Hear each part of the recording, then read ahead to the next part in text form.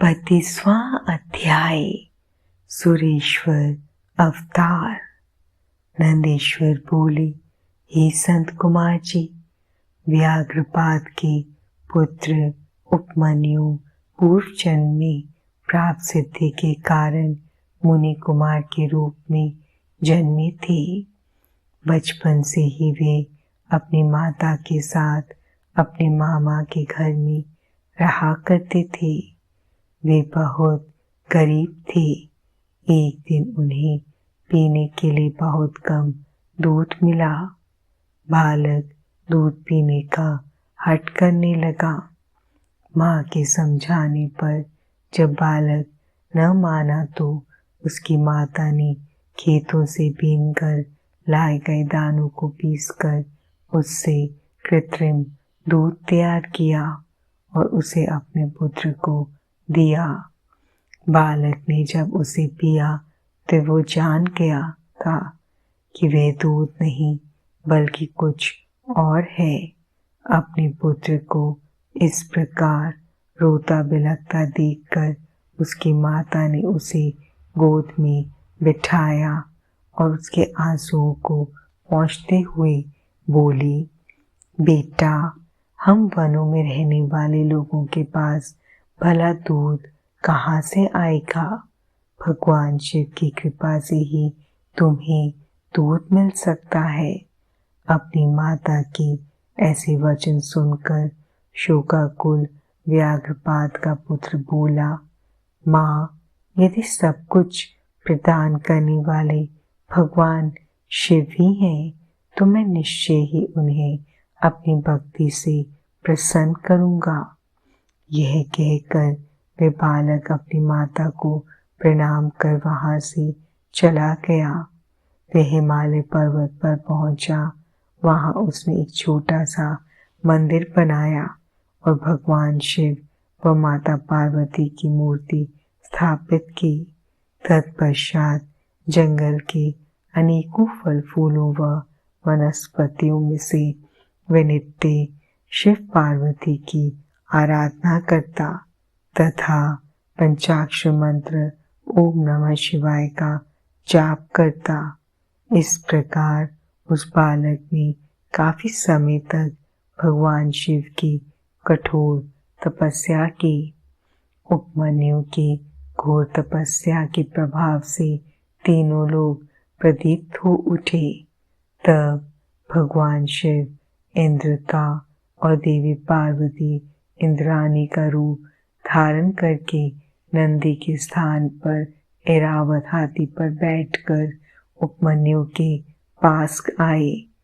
वे उपमन्यु से बोले, हे बालक, हम तुम पर प्रसन्न हैं। मांगो, क्या मांगना चाहते हो? हम तुम्हें सभी अभीष्ट फल प्रदान करेंगे। उनके वचन सुनकर उपमन्यु बोले कि यदि आप मुझ पर प्रसन्न होकर कुछ देना ही चाहते हैं तो मुझे भगवान शिव की भक्ति प्रदान कीजिए। तब देवराज इंद्र ने उपमन्यु से कहा कि उपमन्यु, मैं देवताओं का स्वामी इंद्र हूँ। तुम मेरी आराधना करो। मैं तुम्हें सारी अभीष्ट वस्तुएं प्रदान करूँगा। भगवान शिव तो मेरे समक्ष कुछ भी नहीं है। तुम उनको भूल जाओ। इस प्रकार इंद्र ने भगवान शिव की बहुत निंदा की। अपने आराध्य भगवान शिव की निंदा सुनकर उपमन्यु को क्रोध आ गया। उसने भगवान शिव का स्मरण करते हुए अपने हाथ में भस्म उठा ली और उसे अघोर मंत्र से अभिमंत्रित करके उसमें अग्नि प्रवाहित कर उसे देवराज इंद्र पर चला दिया। लेकिन वहां तो सारा दृश्य ही बदल गया था। तब इंद्र रूप धारण किए भगवान शिव ने उपमन्यु को अपने परमेश्वर स्वरूप के साक्षात दर्शन कराए। शिव में ही समस्त सृष्टि समाई हुई है। ऐसा उपमन्यु ने देखा।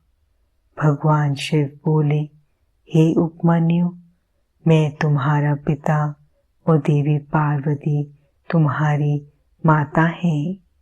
हम तुम्हारी आराधना से बहुत प्रसन्न हैं। मैं तुम्हें सनातन कुमारत्व प्रदान करता हूँ। मैं दूध, दही और शहद व अन्य भोज्य पदार्थों का खजाना तुम्हें देता हूँ।